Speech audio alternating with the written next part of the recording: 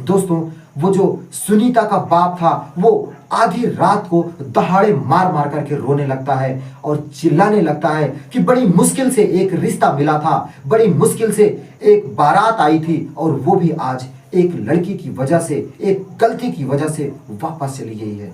दोस्तों इन सारी बातों को सुनते सुनते रमेश का जो दिल होता है वो पसीज जाता है और वो तुरंत सामने आ जाता है और कहता है कि पिताजी आप बिल्कुल चिंता ना करो, क्योंकि मैं सुनीता से बहुत ही प्रेम करता हूँ।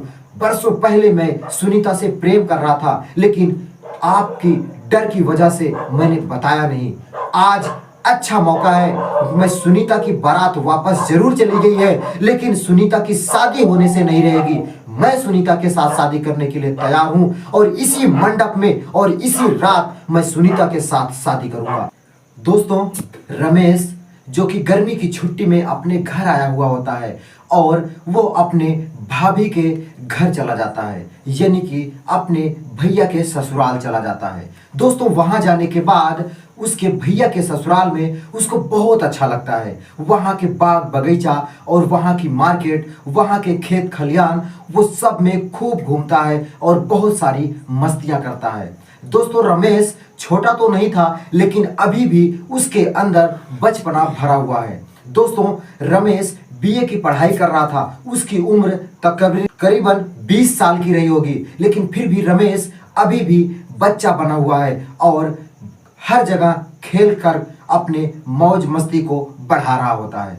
दोस्तों वो मौज मस्ती करते हुए कब अपनी भाभी की छोटी बहन जिसका नाम सुनीता होता है उसके साथ आंख मिचौली करते करते प्यार में बंध जाता है, उसे भी पता नहीं चलता है। दोस्तों सुनीता भी रमेश से बहुत प्यार करती थी और रमेश भी धीरे धीरे सुनीता से बहुत प्यार करने लगा था। दोस्तों वो गर्मी की छुट्टी रमेश को हमेशा याद रही, क्योंकि वो सुनीता के साथ में बहुत सारे पल बिताया करता था। जब भी उसको खेत में जाना होता था तो वो सुनीता के ही साथ जाता था, क्योंकि उसके साथ उसे बात करने का मौका जो मिल जाता था। दोस्तों रमेश और सुनीता एक दूसरे को प्यार करने लगे थे और एक दूसरे के लिए जीने मरने लगे थे। दोस्तों सुनीता जो थी वो रमेश से कहती है कि रमेश तुम कितने दिन के लिए आए हो? तो रमेश कहता है बस कुछ ही दिन बचे हैं, क्योंकि मेरी छुट्टी सिर्फ 1 महीने की हुई थी और 15 दिन तो मैंने घर पे बिता दिया और यहाँ पे भी आए मुझे लगभग 10 दिन हो चुके हैं। अब बचे हैं सिर्फ 5 दिन और 5 दिन के बाद मुझे अपने घर जाना है और अपनी पढ़ाई पे कंटिन्यू जाना है।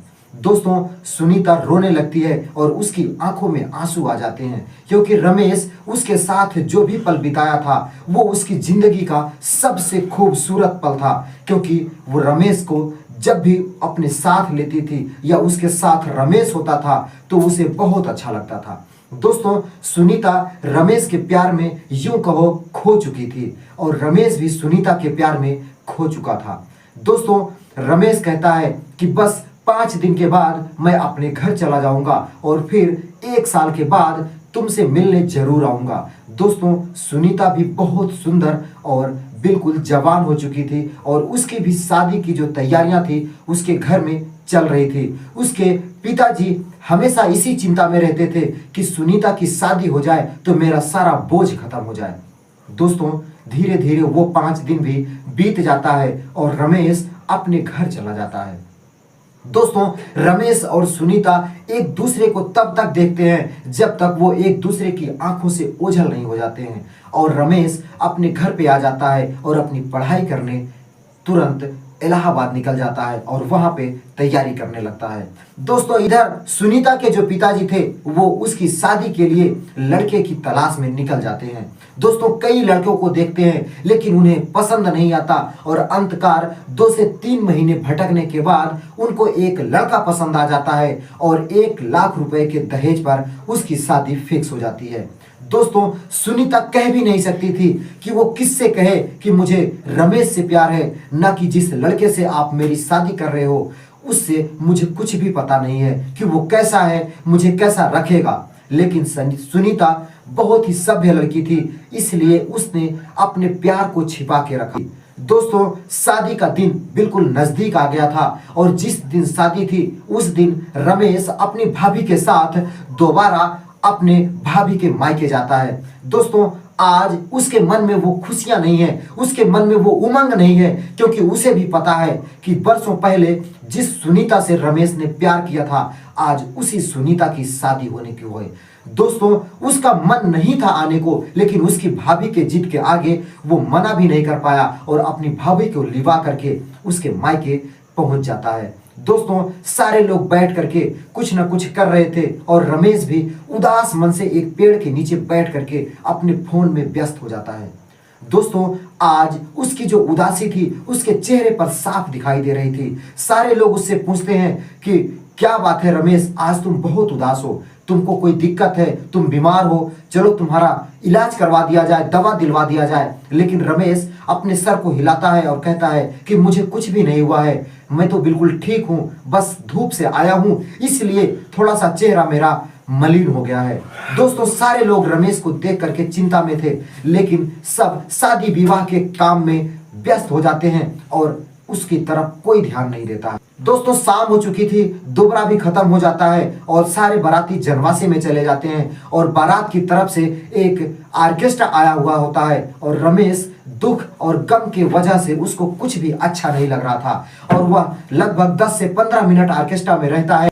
दोस्तों रमेश अपनी भाभी के पास जाता है और कहता है कि भाभी मुझे नींद आ रही है, मेरा बिस्तर कहाँ है, मुझे सोना है। दोस्तों उसकी भाभी कहती है कि छत के ऊपर जो कमरा है उस कमरे में तुम्हारा बिस्तर लगा हुआ है, तुम जाओ सो जाओ। दोस्तों रमेश अपनी मोबाइल की टार्च जलाता है और सीढ़ियों से चलता हुआ अपने रूम तक जाता है और अपने बिस्तर पर लेट जाता है। दोस्तों आज उसको नींद नहीं आ रही थी क्योंकि उसको सुनीता का जो प्यार था वो उसके दिल में आग की तरह भड़क रहा था। उसको ये भी नहीं यकीन हो रहा था कि सुनीता सुबह मुझसे बिछड़ जाएगी, लेकिन सच्चाई यही थी, उसको यकीन करना पड़ रहा था और वो रोते हुए अपनी तकियों को भिगो रहा था। दोस्तों वो रो ही रहा होता है कि थोड़ी ही देर के बाद घर में काफी शोरगुल हो जाता है और सारे लोग उस घर में इकट्ठा हो जाते हैं और जब रमेश को ये खबर होती है तो रमेश भी दौड़ करके उस भीड़ में शामिल हो जाता है। दोस्तों वहां जाने के बाद वो देखता क्या है कि वहां का जो नजारा था वो बिल्कुल बदल चुका था। जिस शादी वाले घर में खुशियां मनाई जा रही थी, सब लोग बिल्कुल खुश थे, उसी शादी वाले घर में सारे लोगों के चेहरे पर एक चिंता की सिकन दौड़ पड़ी थी। दोस्तों रमेश को जब पता चलता है कि उसी सुनीता, जिस सुनीता के साथ उसने प्यार किया था, उसकी छोटी बहन किसी दूसरे लड़के के साथ गलत काम करते हुए पकड़ी गई है, यूं कहो कि उसकी रातें रंगीन कर रही थी और उसके साथ संबंध बनाते हुए पकड़ी गई, तो वह चिंता में डूब जाता है और सोचता है कि या भगवान ये क्या हो गया। सुनीता इतनी अच्छी लड़की थी और उसकी बहन इतनी बदतमीज और गिरी हुई लड़की है। दोस्तों सारे लोग ये जो सुनीता की बहन थी उसको डांट रहे थे कि तुमको आज ही ये करना था, अरे शादी तो बीतने देती, जो भी तुम्हें करना था वो तुम करती, लेकिन आज के दिन ये तुम कर करके क्या घोर अनर्थ कर देती हो। दोस्तों सारे लोगों में ये जो बात थी बिजली की तरह दौड़ जाती है और ये बात जनवासे में भी पहुंचने में देर नहीं लगती है और दूल्हे का जो बाप था वो आता है और दुल्हन की बाप से यानी कि सुनीता के पिताजी से कहता है मुझे शादी नहीं करनी है, मैं अपने बारातियों सहित वापस जाता हूं। तो सुनीता का जो बाप होता है वो उसके पैरों पर गिर पड़ता है और गिड़गिड़ाते हुए कहता है कि समधी जी मुझसे क्या गलती हो गई जो आप बारात को वापस लेकर के जा रहे हो, आपके दहेज का जो पैसा है वो मैंने इंतजाम कर लिया है, बस आप विवाह करने आओ मैं आपको दे दूंगा। लेकिन वो कहता है मुझे पैसों की दिक्कत नहीं है, मैं दहेज के लिए शादी नहीं मना कर रहा हूं, बल्कि मैं शादी इसलिए मना कर रहा हूं कि जब तुम्हारी छोटी बहन इस तरीके की चरित्रहीन लड़की है तो तुम्हारी बड़ी बेटी किस तरीके की होगी। जब तुम्हारी छोटी बेटी शादी वाले दिन ही इस तरीके का काम कर सकती है तो मुझे यकीन नहीं पूरा विश्वास है कि तुम्हारी बड़ी बेटी इससे भी चरित्रहीन होगी।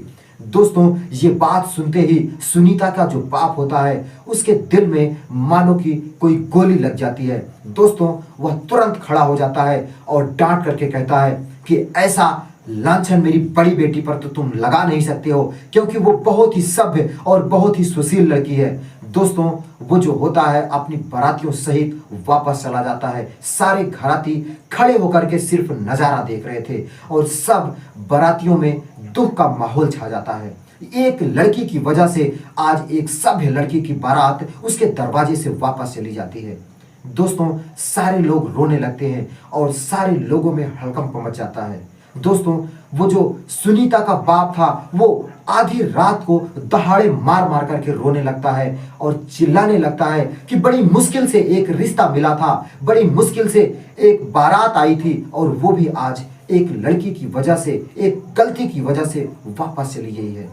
दोस्तों इन सारी बातों को सुनते सुनते रमेश का जो दिल होता है वो पसीज जाता है और वो तुरंत सामने आ जाता है और कहता है कि पिताजी आप बिल्कुल चिंता ना करो, क्योंकि मैं सुनीता से बहुत ही प्रेम करता हूँ।